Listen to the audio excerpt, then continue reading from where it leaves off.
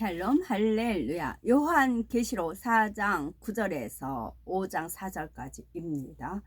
그 생물들이 보호자에 앉으사 세세토록 살아 계시는 이에게 영광과 존귀와 감사를 돌릴 때에 24 장로들이 보호자에 앉으신 이 앞에 엎드려 세세토록 살아 계시는 이에게 경배하고 자기의 관을 보호자 앞에 드리며 이르되, 우리 주 하나님이여 영광과 존귀와 권능을 받으시는 것이 합당하오니 주께서 만물을 지으신지라. 만물이 주의 뜻대로 있었고 또 지으심을 받았나이다 하더라. 내가 봄에 보호자에 앉으신 이의 오른손에 두루마리가 있으니 안팎으로 썩고 7 인으로 봉하였더라. 또 봄에 힘있는 천사가 큰 음성으로 외치기를, 누가 그 두루마리를 펴며 그 인을 떼기에 합당하냐 하나 하늘 위에나 땅 위에나 땅 아래에 능히 그 두루마리를 펴거나 보거나 할 자가 없더라. 그 두루마리를 펴거나 보거나 하기에 합당한 자가 보이지 아니하기로 내가 크게 울었더니 까지입니다. 요한계시록 강의 34번째 내 생물과 24 장로입니다. 하나님의 보호자 주변을 지키고 있는 내 생물이 있었지요. 그들의 사명은 이 땅의 것으로 비유하자면 마치 왕을 채측근에서 지키는 경호원과 같습니다. 물론 어느 누가 감히 하나님 곁에 함부로 다가갈 수는 있는 것은 아니지요. 하지만 하나님 보호자 곁에는 큰 위엄과 권세를 가진 내 생물이 있어서 하나님의 엄위하심과 권위를 더해주고 있습니다. 이러한 내 생물들도 늘 하나님을 찬양하고 있다는 사실이지요. 그들이 밤낮 쉬지 않고 이르기를, 거룩하다 거룩하다 거룩하다 주 하나님 곧 전능하신 이여, 전에도 계셨고 이제도 계시고 장차 오실 자라 하며 하나님을 찬양한 것을 볼 수가 있습니다. 전에도 계셨고 이제도 계셨고 장차 오실 자라. 물론 밤낮 쉬지 않는다 해서 실제로 그들이 하나님 앞에 항상 찬양을 올려드리고 있는 것은 아닙니다. 때로는 직접 찬양을 올려드리기도 하지만 때로는 마음의 향으로만 올려드리지요. 상황과 환경에 따라 달라지지만 그들의 마음 중심만은 늘 하나님을 향해 찬양과 경배를 올려드리고 있기 때문에 이처럼 밤낮 쉬지 않는다 표현한 것입니다. 이러한 내 생물들이 하나님 앞에서 장차 오실 자라 고백하고 있지요. 장차 오실 자란 앞으로 인간 경작이 마무리되면서 이 땅에 강림하시게 될 주님을 지칭합니다. 그러나 결국 성부, 성자, 성령 하나님은 삼위일체 한 분이시므로 보좌에 앉으신 아버지 하나님을 향한 고백이 곧 주님을 향한 고백과 같은 것이지요. 내 생물은 비록 하나님을 지키는 경호의 사명을 맡은 존재이지만 그들도 이처럼 삼위일체 하나님에 대해서 밝히 알고 있으며 하나님의 뜻과 섭리 가운데 이루어질 일들에 대해서도 정확하게 파악하고 있다는 사실입니다. 또한 하나님 앞에 영광과 존귀와 감사를 돌린다는 것은 그들이 단지 행위적인 모습으로만 하나님을 찬양하는 것이 아니라 하나님 앞에 올려지는 마음의 향으로서 찬양하는 그러한 존재들임을 알 수가 있습니다. 모든 영광이 하나님께 있음을 깨닫고 있으며 하나님의 존귀하심과 하나님에 대한 감사를 느끼면서 마음 중심의 향으로 찬양한다는 말이지요.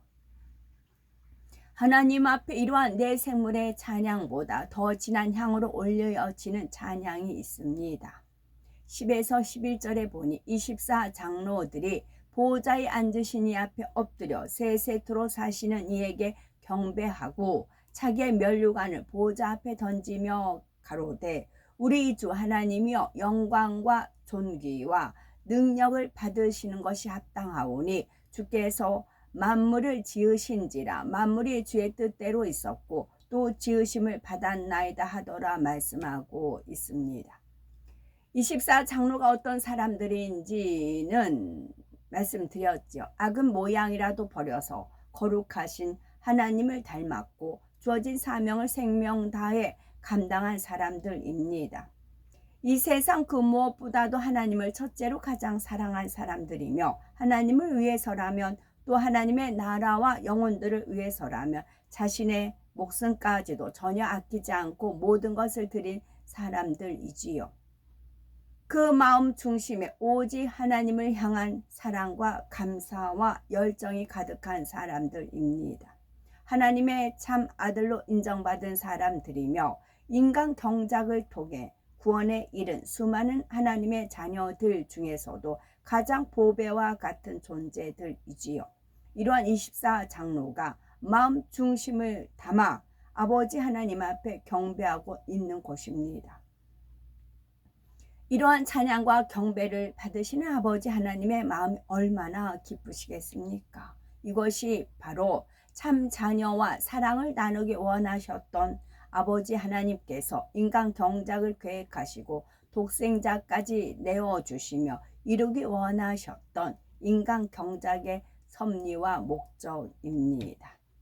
만약 우리에게 여러 명의 자녀가 있어서 사랑의 고백을 해오는데 그 중에 우리를 꼭 닮아서 우리의 마음을 가장 잘 알고 가장 기쁘게 해드리는 자녀가 있다면 아무래도 그 자녀의 사랑 고백이 마음에 더 진한 감동으로 와닿지 않겠습니까? 이런 것처럼 하늘나라에는 천사와 천군, 그룹을 비롯하여 하나님을 찬양하는 수많은 존재들이 있지만 그 중에 무엇보다도 하나님을 기쁘시게 하는 것은 인간 경작을 통해 참 자녀로 나온 우리들의 찬양이라는 사실입니다. 그 중에서도 더욱이 인간 경작의 대표적 성공작이라 할 수 있는 24장로들이 올려드리는 찬양과 경배라면 당연히 하나님께서는 너무나 큰 기쁨과 감동이 되지요.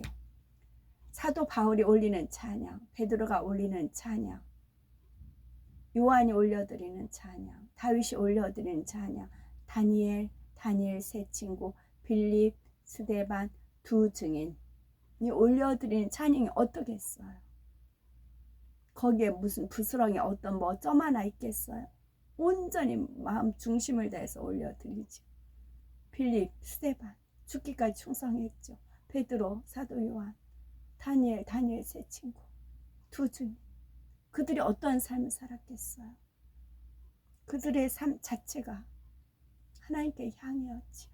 그들이 올려드리는 마음, 영원히 천국에서. 그럴 때마다 하나님께서 다니엘이 그 고통받았던 그런 거 사자굴에 넣었던 그 장면을 하나님께서 잠깐 떠올려 주신다고요.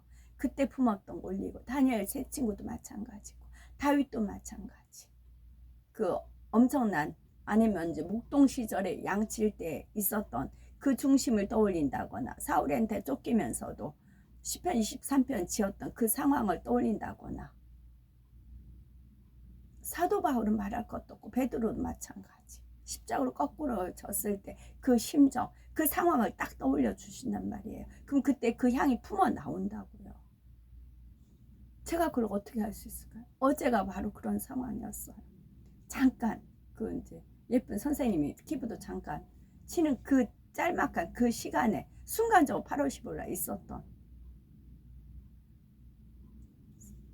38년 전에 있었던 그 상황으로 이끄시더란 얘기죠. 그때 품었던 그 마음을, 향을 탁 터뜨리시는 거죠. 그래서 그걸 흠양하시는 겁니다. 감동이 되는 것이고 영광이 되는 것이고. 그럼 그 향이 그냥 만약에 천국에 있으면 그 향을 탁 터뜨려요. 그러면 백합이 쭉 있으면 백합의 향이 쫙 나오고, 장미가 있으면 장미 향이 나오고, 나일락 있으면 나일락 향이 쫙 나오잖아요. 각 꽃마다 향이 다 틀리잖아요. 각 꽃마다 향이 똑같은 곳이 있나요? 장미는 장미 똑같은 향이겠지만 장미하고 백합한테 장미 향이 나오고 장미한테 백합 향이 나오고 그러나요? 아니잖아요. 다 꽃마다 다 향이 틀리잖아요. 그래서 각자 삶이 그 향이 다 틀리다고요.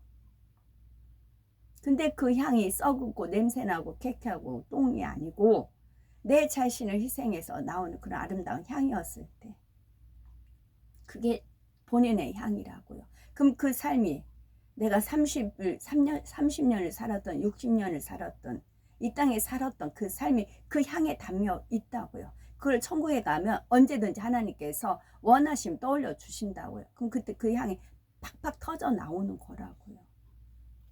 그것이 생명이 되어 있으니까. 사망이 아니고 생명 살아이. 그래서 하루하루의 삶을 너희는 그리스도의 편지고 향기라 하신 이유도 그런 이유가 있어요. 그것이 본인들이 거기 때문에 그래. 그 누구도 소유할 수 있는 본인들의 것입니다. 그 짧은 그 쇼트 시간에 하나님 그렇게 역사하실 줄 어떻게 알았어요? 저는 단지 순종을 했고 거기 또 그 예쁜 그 선생님이 순종을 해준 거였고 또 그분은 누구한테 저에 대해서 건너 들으신 것 같더라고요. 말은 안 했는데 그렇지 않고는 그렇게 할 수가 없거든요.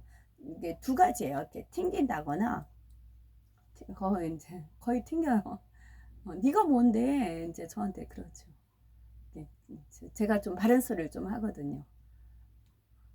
너무 아닐 때 이제 이렇게 하니까 기분이 지네들 자존심을 건드린다 이거지. 그래서 하루하루 삶을 영원을 위해서 사는 겁니다. 영원을 위해서. 그 행복이 어마어마하다고요. 이 땅에서 생각지도 못했고 그랬더니 그 쇼트 그 짧은 시간에 그렇게 아버지가 터뜨리시더라고요. 이벤트죠.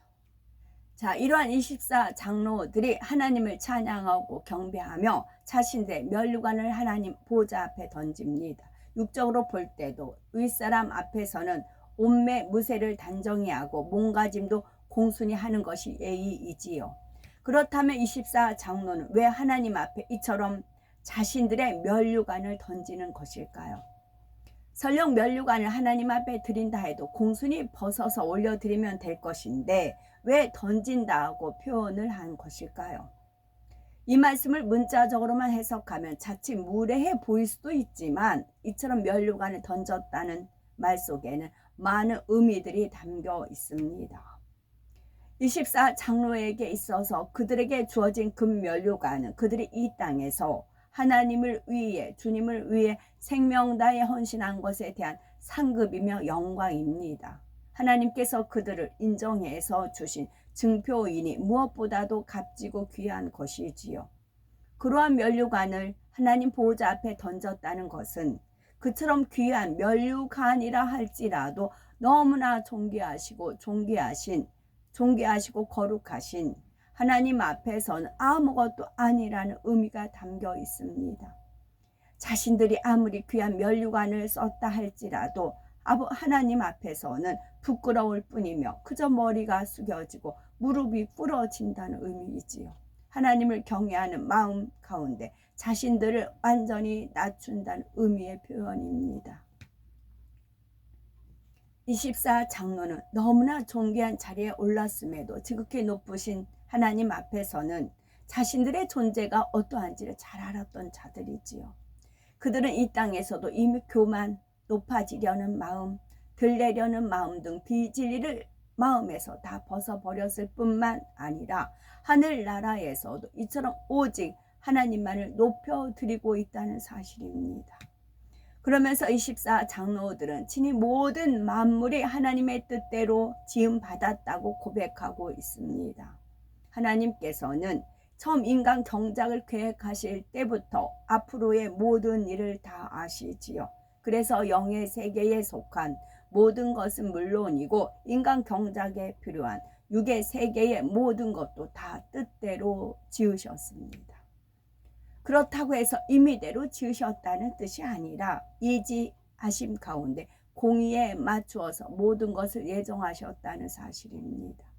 정해놓고 거기에 맞추신 것이 아니라 모든 것을 아시고 거기에 맞게 정하셨다는 말이지요. 이런 뜻과 섭리에 의해서 인간 경작의 6천년의 역사가 마무리되고 있는 것입니다. 그 후에는 1000년 동안 천년 왕국이 있게 됩니다. 이렇게 해서 7천년이라는 완전수를 이루게 되지요. 그리고 나면 천국이냐 지옥이냐 심판과 이후에 영원한 산만이 기다리고 있습니다. 그러므로 한치의 오차도 없이 정확하게 아버지 하나님의 뜻과 섭리대로 세상의 모든 것이 진행되고 있는 것을 친히 목도하며 우리는 마지막 때를 살아가고 있기에 더욱 깨어 근신하는 복단 생활을 해야 되겠지요. 요한계시록 5장 1절에 내가 봄에 보호자에 앉으신 이의 오른손에 책이 있으니 안팎으로 썼고 7인으로 봉하였더라 했습니다.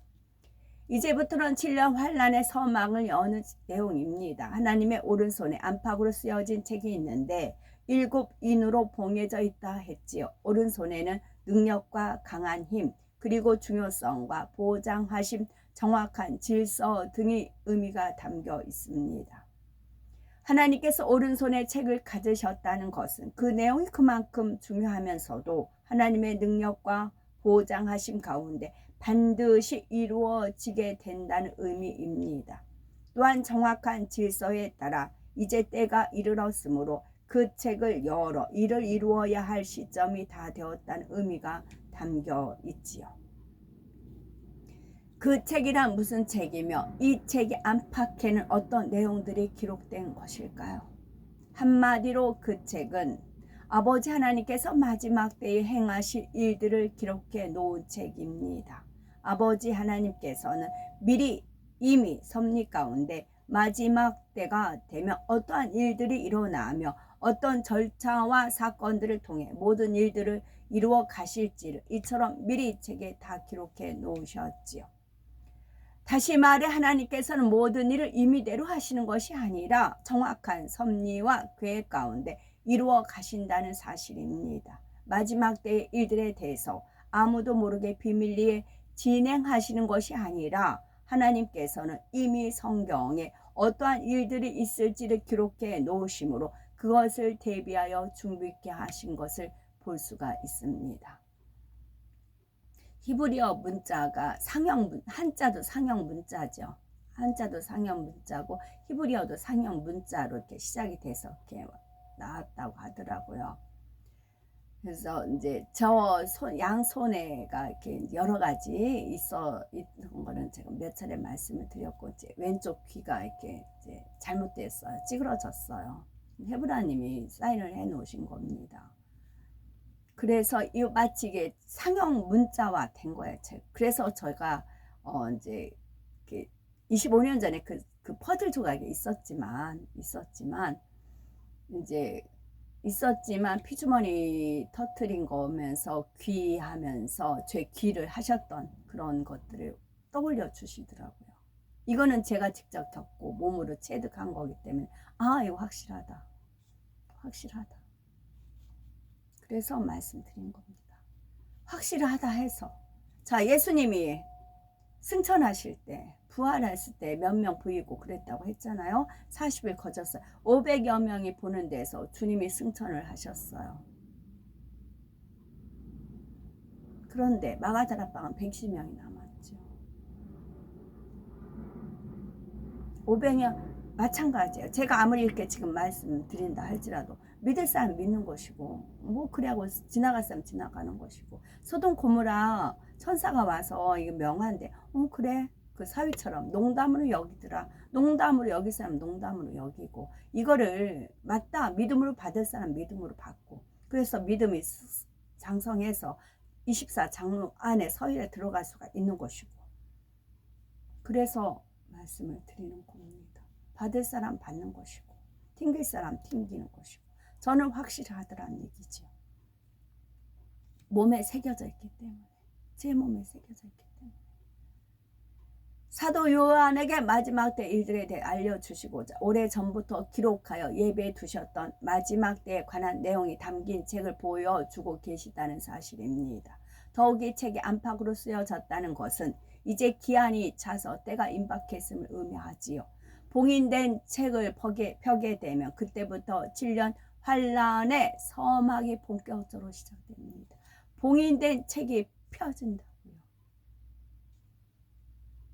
하나님께서는 이 책을 7인으로 봉해 놓으셨지요. 7은 안전수로서, 이는 곧 아버지 하나님의 이름으로 온전히 인쳐졌음을 의미합니다. 삼위일체 하나님 외에는 누구도 이 책의 내용을 함부로 알 수도 없고 때가 이르러 하나님께서 허락하시기 전까지는 그 안에 담긴 내용들이 이루어질 수가 없습니다. 그래서 이건 헤브라님 계실 때 뿌리 깊은 나무, 세종대왕이 우리 한글 창제했을 때 해례라고 하죠.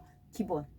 그거를 이제 기록해 놓으면 이제 중국에서 이제 방해할까봐 그 여자 한 분이 기억력이 좋아서 그 여자한테 기억을 하게끔 했잖아요. 그래가지고 그 이제 만든 사람은 그 여자만 한 번 보면 다 기억하게 그렇게 담아 놓으셨잖아요. 담아놓게 했잖아요. 근데 저는 반대예요. 뭐 들으면 잊어버려요. 기억을 못해요. 그리고 필요에 따라서 아버지 하나님께서 주님께서 떠올려 주셨을 때 알지 저는 저장을 못해요. 저장 능력이 없어요. 마치 진짜 컴퓨터 같아요. 컴퓨터는 지가 누가 다른 사람이 입력했지만 본인은 컴퓨터 뭐 입력했는지 모르잖아요. 하나의 도구이기 때문에 뭐 입력한 사람이 자료를 끄집어내면 그때 필요한 사람이 쓰는 거잖아요. 저는 마치 그래요. 모양은 사람이지만 아버지께서 그냥 하나의 이제 전에 그 말씀 드렸네요. 종이에 뭐가 기록했지만 종이는 자신이 뭐 써있는지 모른다. 그 쓴 사람, 읽은 사람이 아는 거다. 그렇게 말씀드린 바가 있지요. 귀도 하루아침에 그런 게 아니라 많은 세월 동안 귀를 그렇게 하셨는데 뭔 뜻이 있겠다는 싶었어요. 그러나 이렇게 심오한 뜻인 줄은 몰랐습니다.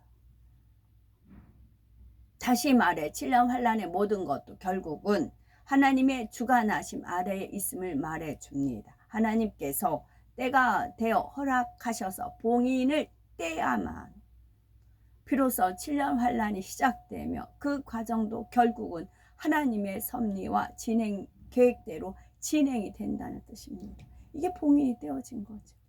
봉한 사람이 아버지 하나님이셨잖아요. 봉한 사람.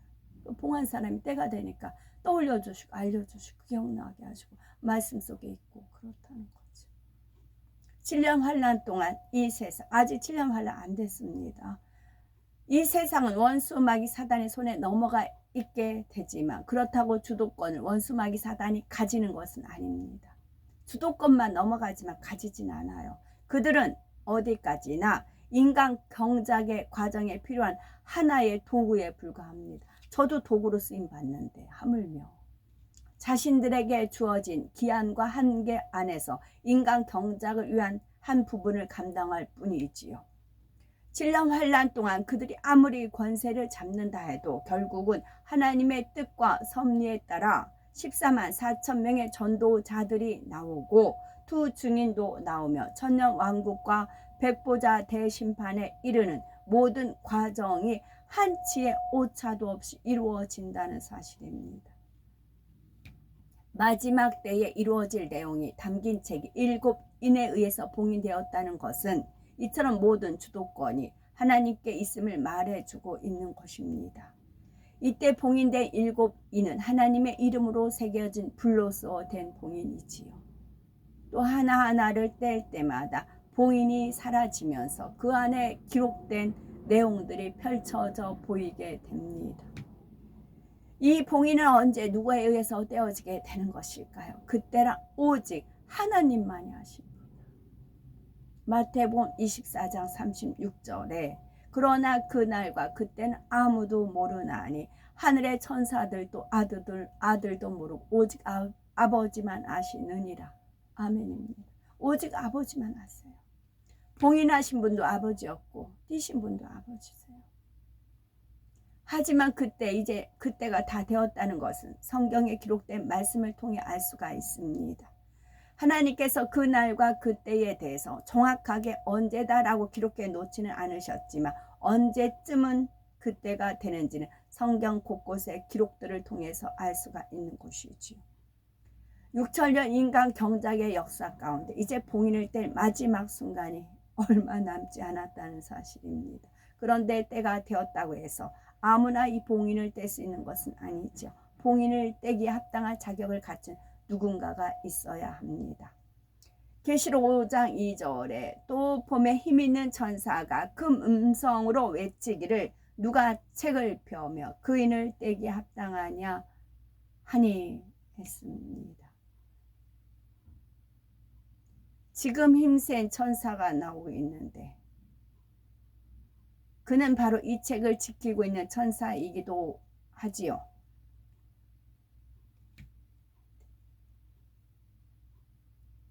천사들 사이에도 권세와 능력 등의 차이가 있어서 힘센 천사도 있고 높은 뒤를 가진 천사도 있으며 이 땅의 장관에 비유할 수 있는 천사장도 있습니다. 그리고 권세나 힘, 능력에 따라 주어지는 사명도 다 차이가 있습니다. 하나님 말씀에는 짝이 있다 했어요. 그러면 이제 책을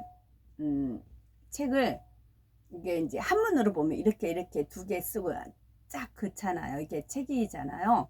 근데 저는 이렇게 책 쓰려면 한글을 복잡하면 이렇게 그냥 이렇게 쓰면 편하더라고요. 오히려 책을 쓸 때 오히려 이렇게 썼거든요. 그랬을 때 이렇게 된 게 히브리어로 그 성막의 문을 이렇게 표시를 한다. 주님. 이제 그런 게 있잖아요. 그게 두 개 성막의 문을 해서 이제 딱 빗장을 거는 거죠.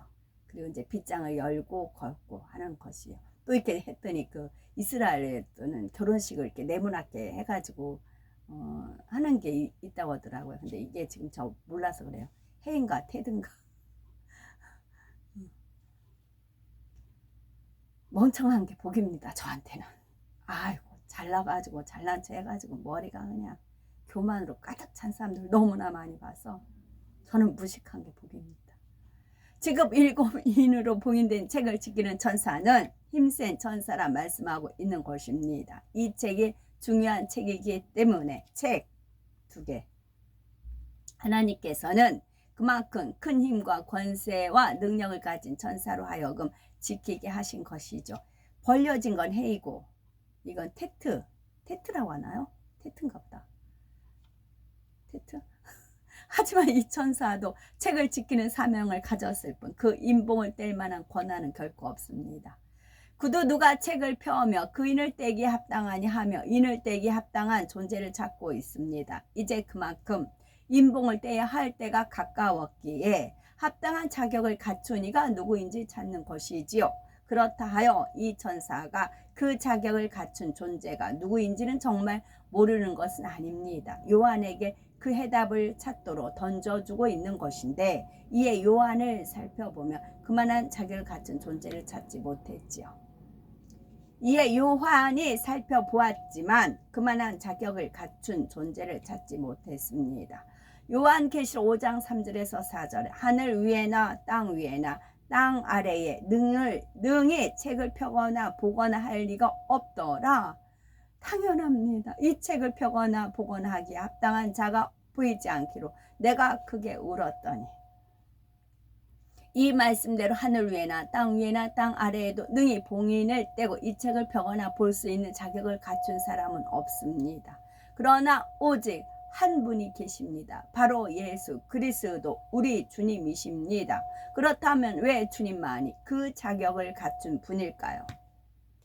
구원은 오직 예수 그리스도 우리 주님으로 말미암습니다. 저나 인간의 구원을 얻을 만한 다른 이름을 우리에게 주신 일이 없지요. 예수 그리스도로 말미암아 구원의 길이 열렸고 장차 인간 경작이 맞춰질 때에도 부활의 첫 열매가 되신 주님을 따라서 구원받은 모든 사람들도 부활의 열매로 나오는 것입니다. 이 책의 인봉을 떼는 순간에 주님의 공중 강림과 함께 실질적인 인간 경작이 맞춰지게 됩니다. 그러므로 인봉을 뗀다는 것은 인간 경작의 마무리를 짓는다는 의미이며 예수 그리스도로 말미암아 얻게 된 구원의 열매들을 거두게 되는 순간이라는 사실입니다. 이러한 중요한 순간을 여는 인봉을 과연 누가 떼어야 마땅하겠습니까? 바로 우리의 구세주 되시는 주님이십니다. 물론 이러한 열매들을 온전히 거두기까지는 주님 이후로 이 땅에 오신 또 다른 부에서 성령님의 역할도 참으로 크지요. 성령께서는 온전한 구원의 완성과 함께 많은 영혼들을 새 예루살렘으로 인도하는 너무나 중요한 사역을 감당하십니다. 예수 그리스도로 말미암아 구원의 길이 들어섰다 해도 보혜사 성령의 도움이 없었다면 그들 중에 과연 얼마나 온전한 열매로 맺혀지겠습니까? 또한 진리의 영이신 성령의 인도하심이 아니라면 새 예루살렘이라는 목표점에 이를 수 있는 영혼도 극히 적을 수밖에 없습니다. 이 밖에도 예수 그리스도로 말미암아 하나님의 자녀된 영혼들을 천국에 이르게 하는 순간까지 보혜사 성령께서 감당하시는 역할은 너무나 많지요. 하지만 이 땅에서 이러한 성령의 사역도 주님이 다시 오심과 동시에 맞춰집니다. 결국 임봉된 책에 인을 떼어서 7년 환란과 7년 혼인잔치 그리고 이후에 천년 왕국으로 이어지는 마지막의 모든 일들을 열어가는 권한은 바로 예수 그리스도 우리 주님에게 있다는 사실입니다. 아버지 하나님께서는 섭리 가운데 이것을 집행하는 권한을 주님에게 주신 것이지요. 사도 요한도 이때까지는 이러한 섭리에 대해서 몰랐습니다. 사도 요한은 당연히 구세주 되시는 예수 그리스도에 대해서 알고 믿었지만 인간 경작의 마지막을 마무리하기 위해 이 중요한 책에 인봉을 뗄 자격을 갖춘 분이 누구인지에 대해서는 아직 깨닫지를 못했지요. 그래서 내가 크게 울었더니 했던 것입니다. 사도 요한이 지금 하나님의 섭리를 전혀 깨닫지 못해서 낙심 가운데 이처럼 크게 울었던 것은 아닙니다. 사도 요한은 지금의 분위기에 압도되어 있었지요. 이 책에 인봉되는 것이 너무나 중요하다는 것을 요한도 충분히 느끼며 깨닫고 있습니다. 그런데 힘센 천사가 그인의 인봉을 뗄 자가 누구인가 물을 때에 순간 합당한 자격을 갖춘 사람을 찾으려니 보이지가 않는 것이었습니다. 이때 사도 요한이 인간 경작의 시작부터 지금까지 이 땅에 있었던 수많은 사람들을 순간적으로 떠올려 보았지만 그 중에 누구도 합당한 사람을 찾을 수가 없었지요. 하늘 위에 없다는 것은 이미 구원받은 영혼들 중에 합당한 자격을 갖춘 사람을 찾았지만 없다는 뜻이지요. 또한 하늘 위에 있는 천사나 천군들 중에서도 합당한 자격을 갖춘 존재를 찾을 수가 없다는 뜻입니다. 다음으로 땅 위에 없다는 것은 아직까지 이 땅에서 경작받는 사람들 중에 합당한 사람을 찾아도 없다는 뜻입니다. 마지막으로 땅 아래에도 없다는 것은 음부에 있는 영혼들 중에 찾아도 없다는 뜻입니다. 이처럼 하늘 위에도 땅 위에도 땅 아래에도 합당한 자격을 갖춘 존재를 찾을 수 없으니 이 순간 사도 요한이 얼마나 당황했겠습니까? 과연 누가 이 중요한 책의 인봉을 뗄까요? 그러한 자격을 갖춘 존재가 있어야 하는데 이런 마음으로 인해서 순간 낙심이 되는 것입니다. 이러한 절박한 심정으로 인해서 당시의 상황과 분위기 속에서 사도 요한은 이처럼 크게 울었던 것입니다. 사도 요한이 차분하게 묵상해 보았다면 이 책의 인봉을 뗄 자격을 갖춘 분이 누구인지를 깨달을 수 있었겠지만 당시의 상황과 분위기 속에서는 그럴 여유가 없이 순간적으로 낙심과 절박함에 밀려왔고 그래서 크게 울 수밖에 없었다는 말입니다. 이때 24장로 중에 하나가 사도 요한에게 인봉을 뗄 자격을 갖춘 분이 누구인지를 알려줍니다. 바로 예수 그리스도이심을 알려주시지요. 그러면서 예수님에 대해서 유다 지파의 사자 다윗의 뿌리라 표현하고 있습니다. 그렇다면 예수님을 왜 이렇게 표현한 것일까요? 그리고 사도 요한에게 지금 말하고 있는 24장로 중에 하나란 과연 누구일까요?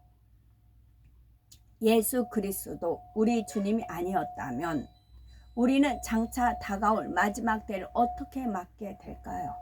결국은 모두가 극한 환난과 고통 가운데 살다가 마침내는 영원한 사망인 지옥으로 가게 됩니다. 그러나 우리의 구세주가 되시는 예수 그리스도께서 계시기에 우리가 맞이하게 될 미래는 소망입니다. 주님의 강림과 함께 공중으로 들려 올라가서 주님과 더불어 7년간의 혼인잔치를 한 후에 다시 이 땅에 내려와 왕노릇하며 천년 왕국을 지내게 됩니다. 그 후에는 상급 심판을 통해 영원히 주어질 처소와 상급과 영광을 받아 세세토록 천국에서 살아가게 됩니다. 그러니 우리가 장차 천국에 가게 되면 우리를 이 좋은 곳에 올 수 있도록 길을 열어주신 주님 앞에 영원토록 찬양과 경배와 감사를 올리게 되지요. 이 모든 일의 주관자가 되시며 결국 우리에게 모든 것을 주신 아버지 하나님 앞에는 너무나 당연한 것입니다. 우리가 또 한 분 영원토록 찬양과 경배와 감사를 드릴 분이 바로 성령이시지요. 장차 천국에 가서 이 땅의 일들을 하나하나 되돌아보게 되면 우리의 삶 가운데 매 순간마다 성령께서 얼마나 우리를 위해 진액을 다하셨는지 알 수가 있습니다. 진자리 마른 자리 갈아 놓으시는 부모의 심정으로 한시도 어린아이 자녀에게 눈을 떼지 못하며 다친 곳을 싸매고 아픈 자녀 곁을 뜬 눈으로 꼬박 세우시는 부모의 심정으로 이 밖에도 열거하자면 이루 헤아릴 수 없을 만큼, 또한 사실 육의 부모와는 비교도 할 수 없을 만큼 더 진하고 변함없는 사랑과 인내와 정성으로 너무나 자상하고 세세하게 우리의 삶 가운데 우리가 천국으로 가는 길을 인도해 주시지요. 그러니 변질됨이나 병대함이 전혀 없는 천국에서는 이러한 분에 대한 은혜와 감사를 세세 무공토록 표현하며 살아가게 됩니다. 우리 모두가 장차 이러한 대열에 꼭 동참하시고 그것도 삼위일체 하나님 보좌 가까이에서 세세토록 찬양과 존귀와 영광을 돌리시는 복되고 아름답고 거룩한 우리 모두가 되셨으면 좋겠습니다. 아멘.